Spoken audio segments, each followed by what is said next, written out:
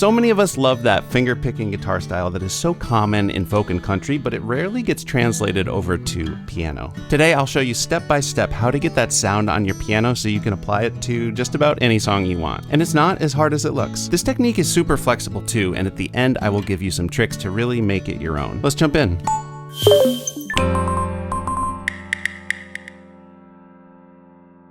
Okay, so we can apply this to any triad, but I will use A major for the main example. So in the right hand, I've got an A, C sharp, and E. And then in the left hand, I'm just doing fifths, so the outside notes of the chord, just the A and the E. This pattern works best for songs in 4/4 time, so we're gonna be thinking 1, 2, 3, 4, 1, 2, 3, 4. The anchor is going to be the left hand. On counts 1 and 3, we're going to be hitting the lower note, the root of the chord, with our 5th finger. And then on counts 2 and 4, we're going to be hitting the higher note, the 5th, with our 1st finger. 1, 2, 3, 4.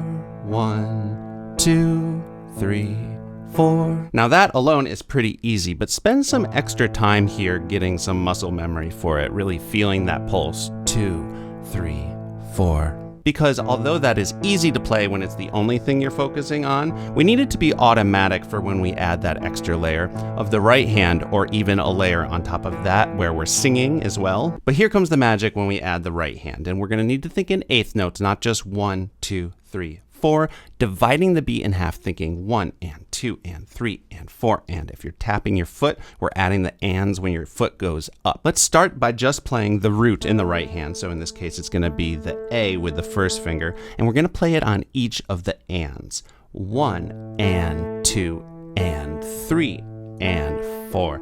And so we're going back and forth still between those left hand fifths, but also back and forth between left, right, left, right, left, right, left, right. Feel free to pause the video and take all the time you need getting the hang of that feel.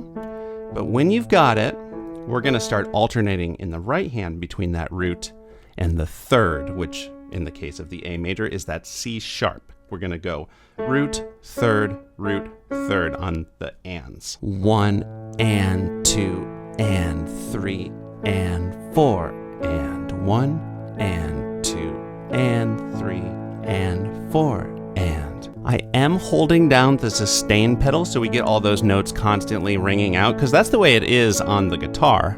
When you're done plucking the string, it just keeps on vibrating and singing out, so we get that real nice lush sound. And when we're ready to start speeding it up, it sounds really cool, and it's starting to get that finger picking feel a little bit here. And you could try it with a chord change. Maybe I'll do 2 measures of A moving to 2 measures of E major.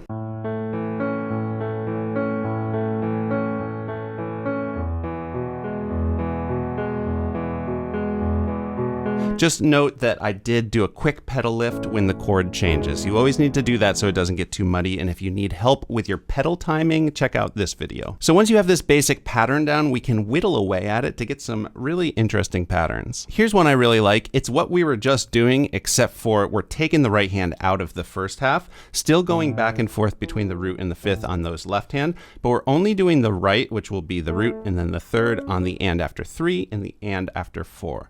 So 1 and 2 and 3 and 4 and 1 and 2 and 3 and 4 and of course, you can start speeding it up.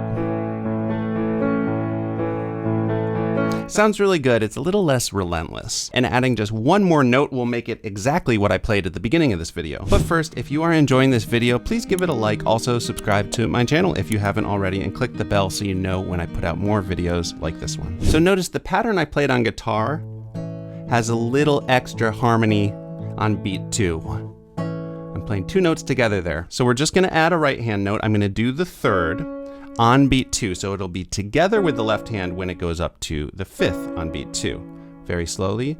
1, 2, 3, and 4, and 1, 2, 3, and 4, and. Take all the time you need to get that in your muscle memory.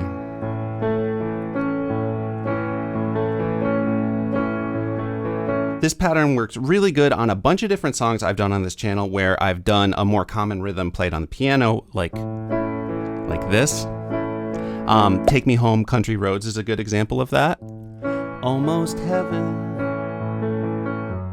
West Virginia, Blue Ridge Mountains, Shenandoah River. So I'm just applying that pattern to each of the chord shapes. It works on the minor chords as well. It is a little tricky to play and sing at the same time. You really do have to get it in your muscle memory. Also, you might have noticed that when I got back to the A, I did something a little bit fancier. So finally, let me just give you a few options for how you can take this further. First off, you can do any possible rhythm that you can carve away from that main one. We were playing the right hand on the and after 3 and the and after 4, but what if you do the and after 1 and the and after 2? Sounds great as well. It's got a different feel. You might find a song that you like that for better. Any combination of those right hand offbeat rhythms are gonna sound good as long as you stay grounded in that left hand bass pattern. Speaking of the bass pattern, octaves can work really nice instead of the fifths. If you get below this E here, here's middle C, it's not gonna sound as much like guitar because that's the lowest that the guitar goes, but you don't have to make it sound just like a guitar. I think some of the low notes sound nice. I do like using the fifths though. It's just a little bit more harmonic information. I tend to like that sound. You also don't have to stick with just the root and the third in the right hand. I'm just kind of improvising here with the rhythm and the notes, but you can totally use the fifth. You can do it on the fly, or you can develop your own pattern that uses the fifth and the third. That sounds nice.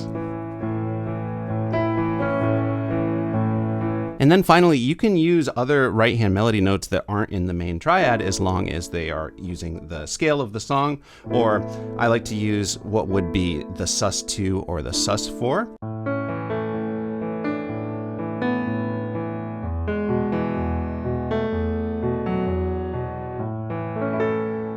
All right, I hope you have some fun incorporating this into your own playing. Also, I want to give a shout out to Dave from the UK, whose email originally got me thinking about this topic. As always, let me know in the comments if this video was helpful for you, and have an awesome day.